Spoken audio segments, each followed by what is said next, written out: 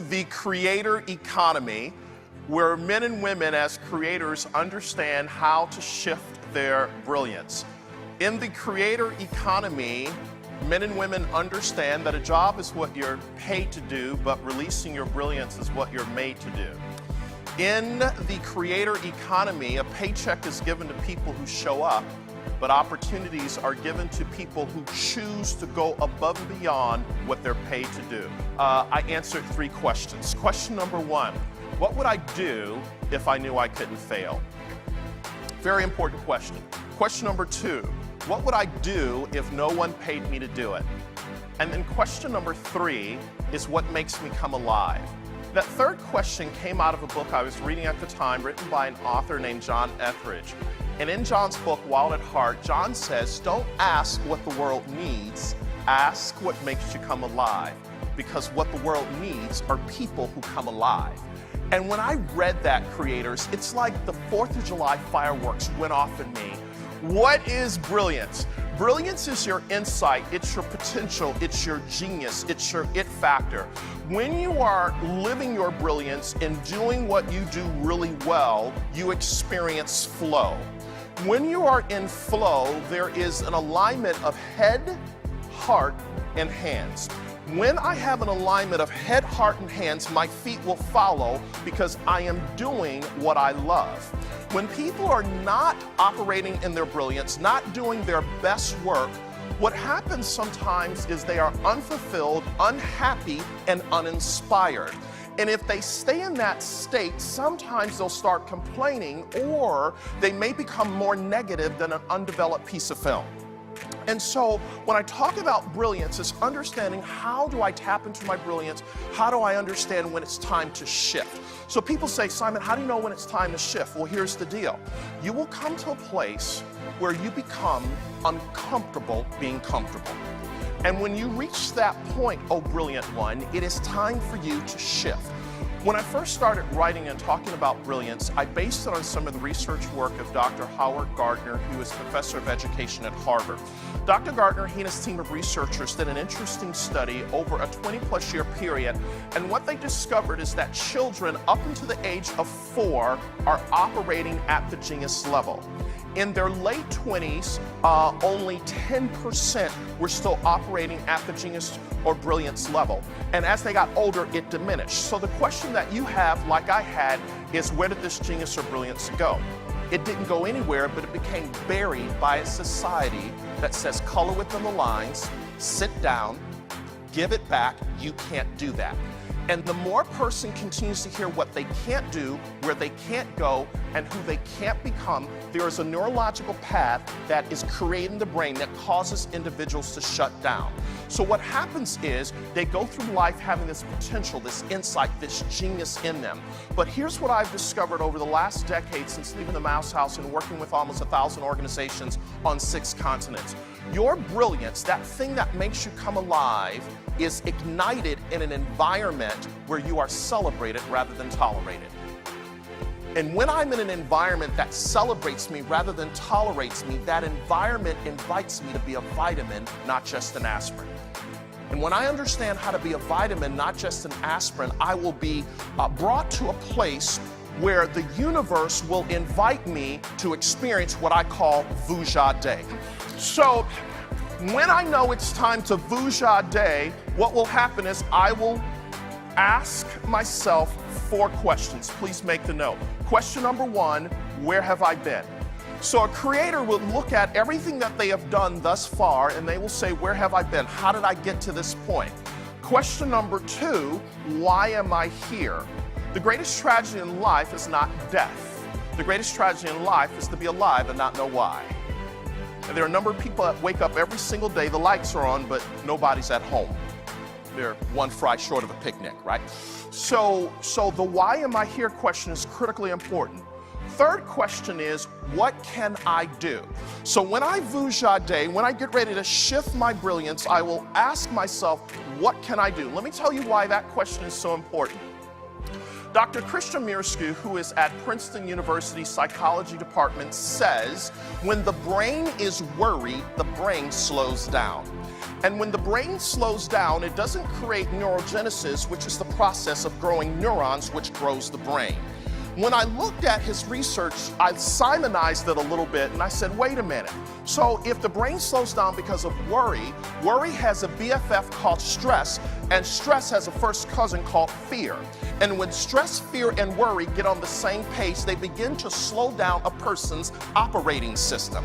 And when a person's operating system slows down, what happens is they are not operating at the optimal level. So they have to vujade and understand, how do I find my internal Control-Alt-Delete button so that I can operate in my brilliance.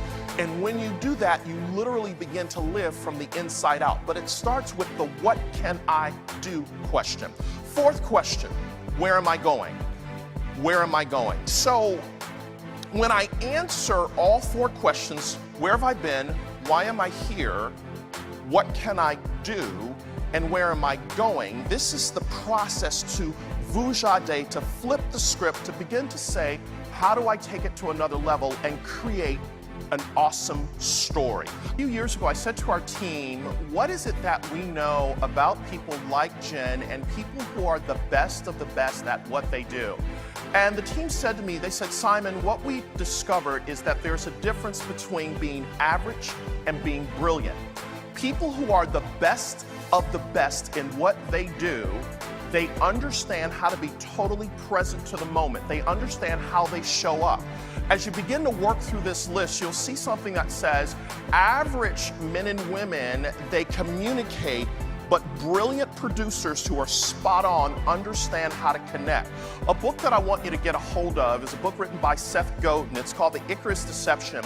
And what Seth is saying, we are now in the connection economy. I was just a couple of weeks ago in New York City at the invitation of Publicis Group, and the CEO of Saatchi & Saatchi was there, and they were saying right now is that there's now 3 seconds. You have 3 seconds to connect, 3 seconds to connect in this hyper over-communicated world that we live in. So those who connect and take it to another level are the ones that really, really stand out. You may recall on yesterday that Lauren Thomas made a very powerful statement. She said, do you want a paycheck or are you pursuing partnerships? And one of the things you'll notice on this list is that brilliant producers really look at how do they build relationships. Why is that important? Relationships are the currency of the future. So when we really begin to understand relationships, I relate to the cargo in your ship. And wherever you are going on the ocean of life, you take me with you because we have a relationship.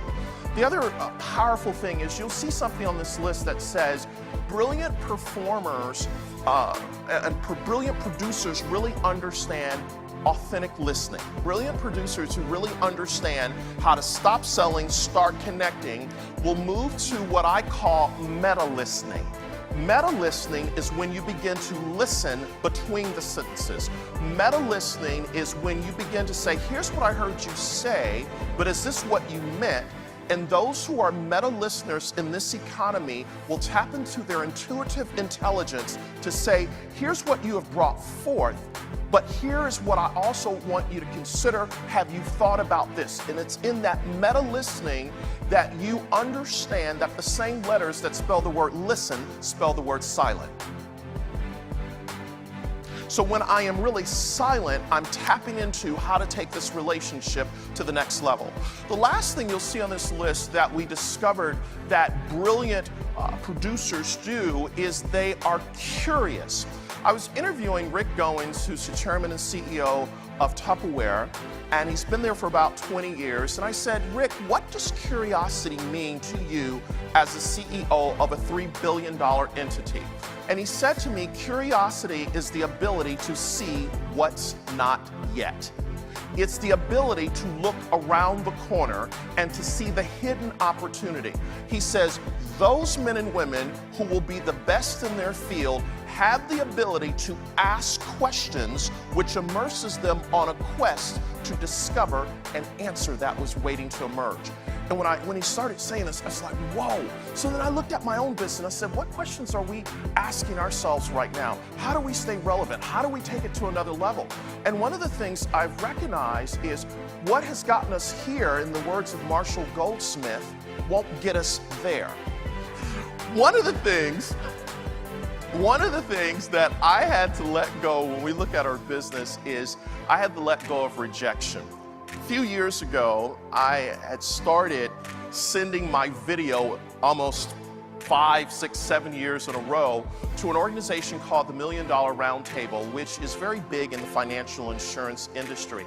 And for a speaker or an author to get on that platform, to get on that stage is like a big deal. And for literally 5, 6 years straight, they rejected me. Sorry, you're not ready yet. Sorry, you're not good enough. And my assistant said to me, she said, Simon, let's stop beating our head up against the wall trying to get on that platform, because anybody, when you get there, you know, they say, you have arrived, you have made it. So I said, okay, you're right, we're gonna stop doing that. And she said, what are you gonna do? I said, you know what, I just need to work on getting better. So I hired a coach. And this coach started working with me on just shaping what I was doing just to get better. And all of a sudden, last year, we got a call from the $1 Million Roundtable. They reached out to us and they said, we want you to come and we want you to be opening speaker. We want you to do a keynote for 9,000 people from 72 nations. And they said, we looked at 800 videos and we think you're ready now. And what I realized in that moment is that rejection is the greatest gift. Just because somebody rejects you and says no, it doesn't mean no forever, it just means no, not now. And what is it that I need to let go of? How do I move on and step it up and say, what is it that I'm gonna do to get better? And I really think it starts with saying, how curious am I about what's happening in my business real time? So the question often I'm posed with is, okay, Simon, how do I begin to think about living my brilliance every single day? One of the things we realized in our research of looking at how people move from average to brilliant is that men and women who move from average to brilliant, they understand how to be effective, not just busy. And how they get there is that first 5 minutes of the day. Second 5 minutes, read or listen to something that inspires you. All right? And the third 5 minutes, stretch and get aligned with the day. Because Rabbi Harold Kushner, who wrote the book What Matters the Most in Life, Rabbi teaches this whole concept called emotional congruence. He says, when you're operating in congruence, there is an alignment of how you think, what you say, and what you feel. So what happens is when you show up and people show up in your life, you connect because you understand when you're fully aligned, it's not about the push, it is about the pull. And creators who are operating in the zone, understanding flow, they don't chase money, money chases them. Because as a creator, I understand that 15 minutes a day, I am rewiring how I'm going to show up, so when people come into my matrix, they understand that I have found my inner Neo and I am the one to help their brand take it to another level. Now, here's how the formula works. 15 minutes a day impacts 7 days a week. 7 days a week impacts 30 days. 30 days impacts 90 days. How many seasons are there in a year? 4. How many quarters are there in a year? 4. So every 90 days, how did I get to this point? It came as a result of what you did 30, 60, 90. How did you get there? 7 days a week. How did you get there? 15 minutes a day. Here's what we've discovered in this whole work of helping people think about shifting their brilliance. The secret to sustaining brilliance is hidden in your daily routine. You don't decide the future. I know that sounds like an oxymoron for a creator, but you don't. You decide your habits, and your habits decide your future. So when I understand that 15 minutes a day, I get centered to become better. Now, some people may say, Simon, I'm not a morning person, I'm a night owl. Okay, here's how it works for you. 15 minutes before your head hits the pillow, first 5 minutes, unwind, write in your journal, Second 5 minutes, read something that inspires you before you fall off into the night season. And then the last 5 minutes, most doctors will say don't stretch and then lay down, so do something else to unwind. But what is it that you can do? Because that 15 minutes before you go to bed at night, as you enter into the night season, as you wake up the next day, what you'll discover is you will have an epiphany, you will have an aha, you will have what they call is the eureka moment, where you will say, aha, I know what I need to do, because you understand your brilliance. So as creators, I want you to think about, what is it that I can do to shift my brilliance, to go above and beyond, not because I have to, but because I want to. Because what you want wants you. And when you give a little something extra, that becomes the emotional deposit to the emotional bank account of the brands that you serve. And as you serve them, the brands become your unofficial marketing department to say, we have got to have that creator back again. Because that creator understands in the creation economy, in the creator economy, we are the ones that are truly Oh Brilliant One. And as Oh Brilliant One, I understand how to show up and take it to another level.